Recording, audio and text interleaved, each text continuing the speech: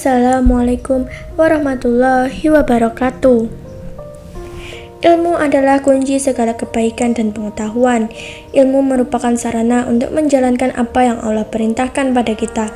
Tak sempurna keimanan dan tak sempurna pula amal kecuali dengan ilmu. Dengan ilmu Allah disembah, dengannya hak Allah ditunaikan, dan dengan ilmu pula agamanya disebarkan.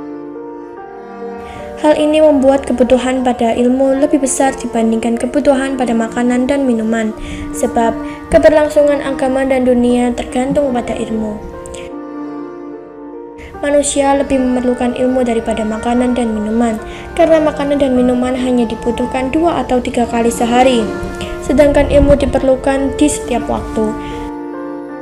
Sebagian di antara kita mungkin menganggap bahwa hukum menuntut ilmu agama sekadar sunnah, yang artinya mendapat pahala bagi yang melakukannya dan tidak berdosa bagi siapa saja yang meninggalkannya. Padahal, terdapat beberapa kondisi di mana hukum menuntut ilmu adalah wajib atas setiap muslim, sehingga berdosalah setiap orang yang meninggalkannya. Sebelum kita lanjut, jangan lupa untuk klik tombol subscribe dan nyalakan lonceng notifikasinya ya. Ilmu adalah cahaya atau pelita bagi manusia. Tanpa ilmu, tidak ada peradaban. Banyak hadis mencari ilmu yang bisa menjadi pegangan tiap muslim untuk terus belajar, lantaran sangat besar keutamaan orang berilmu. Allah pun meninggikan derajat orang-orang yang mencari ilmu karena ridhonya.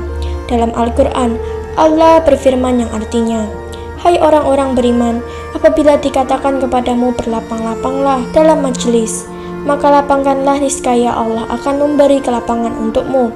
Dan apabila dikatakan berdirilah kamu, maka berdirilah. Niscaya Allah akan meninggikan orang-orang yang beriman di antaramu dan orang-orang yang diberi ilmu pengetahuan beberapa derajat. Dan Allah Maha mengetahui apa yang kamu kerjakan." Quran Surat Al-Ma'idah. Rasulullah bersabda, "Menuntut ilmu itu wajib bagi setiap muslim." Hadis riwayat Ibnu Majah. Keutamaan dalam Islam berikut dalilnya dalam Al-Quran. Yang pertama adalah orang berilmu diangkat derajatnya. Niscaya Allah akan meninggikan orang-orang yang beriman di antaramu dan orang-orang yang diberi ilmu pengetahuan beberapa derajat. Quran Surat Al-Mujadilah.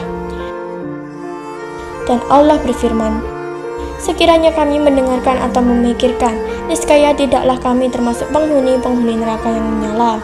Quran Surat Al-Mulk. Yang kedua, orang berilmu takut kepada Allah. Dan demikian pula di antara manusia, makhluk bergerak yang bernyawa, dan hewan-hewan ternak yang bermacam-macam warnanya dan jenisnya. Di antara hamba-hamba Allah yang takut kepadanya hanyalah para ulama. Sungguh Allah Maha Perkasa, Maha Pengampun.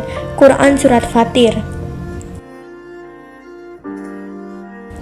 Yang ketiga, orang berilmu akan diberi kebaikan dunia dan akhirat. Allah menganugerahkan al-hikmah kepada siapa yang dikehendakinya, dan barang siapa yang dianugerahi hikmah, ia benar-benar telah dianugerahi karunia yang banyak, dan hanya orang-orang yang barakalah yang dapat mengambil pelajaran. Quran Surat Al-Baqarah. Yang keempat, orang berilmu dimudahkan jalannya ke surga. Dalam sebuah hadis tentang keutamaan ilmu, Rasulullah bersabda, "Siapa yang menempuh jalan untuk mencari ilmu, maka Allah akan mudahkan baginya jalan menuju surga." Hadis riwayat Muslim. Yang kelima, orang berilmu memiliki pahala yang kekal. Dari Abu Hurairah radhiyallahu anhu, ia berkata kepada Rasulullah sallallahu alaihi wasallam, "Jika seseorang meninggal dunia, maka terputuslah amalannya kecuali 3 perkara, yaitu sedekah, ilmu yang bermanfaat, atau doa anak saleh."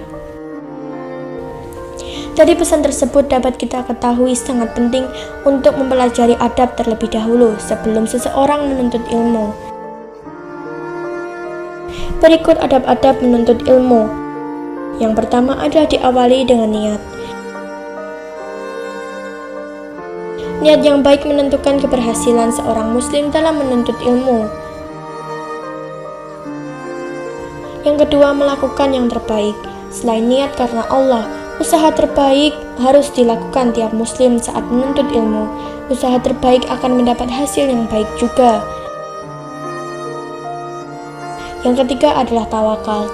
Setelah melakukan usaha terbaik, tiap muslim menyerahkan hasilnya sesuai ketentuan Allah, sesuai sifat tawakal. Ali Rukaya menjelaskan, tawakal adalah sifat penting yang memungkinkan seseorang muslim tidak mudah menyerah. Usaha dan doa hanya kepada Allah menjadi bekal penting bagi muslim dalam menuntut ilmu. Yang keempat adalah menghilangkan sikap dan kebiasaan buruk. Ali Rukaya menjelaskan pentingnya menghilangkan sikap dan kebiasaan buruk lewat cerita Imam Syafi'i yang merasa ingatannya lemah. Guru Imam Syafi'i, Waqi, menyarankan muridnya untuk berhenti melakukan dosa. Menurut Waqi, pengetahuan adalah cahaya Allah dan Allah tidak mau cahayanya menyinari dosa. Yang kelima adalah bersyukur kepada Allah. Dalam firman-Nya, Allah telah menjelaskan manfaat bersyukur. Bersyukur akan membuka nikmat lain dari Allah. Dan ingatlah juga, tatkala Tuhanmu mengatakan, sesungguhnya jika kamu bersyukur, pasti kami akan menambah nikmat kepadamu. Dan jika kamu mengingkari nikmatku, maka sesungguhnya azabku sangat pedih.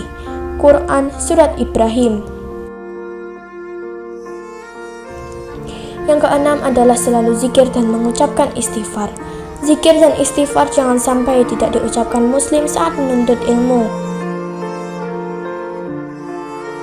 Ketika menemui kesenangan atau halangan, selalu ingat Allah akan menghindarkan muslim dari hal buruk sesuai hadis.